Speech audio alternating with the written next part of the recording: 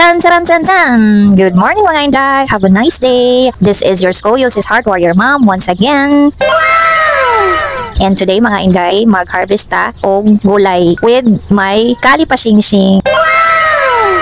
Buyag, pwede na jud kay nako siya masugo as in. And mga inday, unsa pa man inyuhang problemahon mga inday kung naara man sa atong tugkaran ng mga solusyon. Unang magkugi lang jud ta. Kugi lang jud mga inday kay kung naay kugi, aw na jud maani. Perfect. Kung may tinanim, may aanihin. Mga inday, kani yung mga tanom diri sa palibot mga inday, dili jud kami ang nagtanom. Kay utro pod ming mga nut farmers, utro pod mi nga dili kabalo magtanom-tanom. But we're working on it kay kuha naman ni siya. Survival mode naman ta. So sa kamahal sa mga palitunon, we have to find ways like video.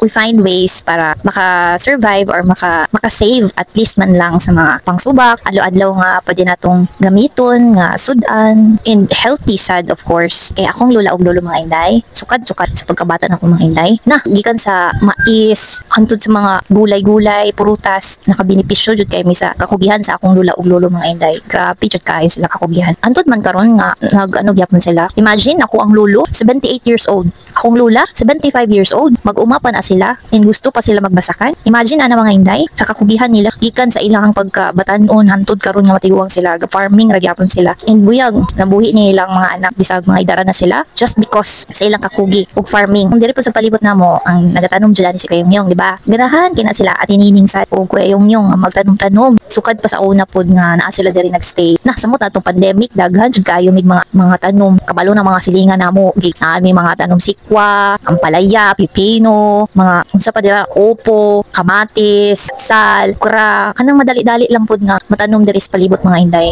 Na very basic need jud pod adlaw-adlaw. So kung yan kinakong anti og Kayong-yung sa bisag basic kay na sila, na active kay na sila in terms of gardening, and mahilig na sila ma-discover og mga kanang fertilizer nga mga organic. Ganahan gina sila og maka-proud sad nga ingana akong family na nagdako mi og kanang ingani nga mahilig magtanom-tanom and benefit jud kayo siya. Bi na jud karon nga we are in survival mode kay mahal kay mga palitunon, miski gulay mahal na kaayo, pati lamas kinamahalan. Mao nang kamo if naamoy mga lugar-lugar dira sa palibot sa inyong balay, why not try it na ina kog bulatik maka-save jud mo bisag sa kamunggay lang, sa bisan sa sibuyas lang na atsal, kamatis nga dali ra mga motubo og mga prutas. Perfect.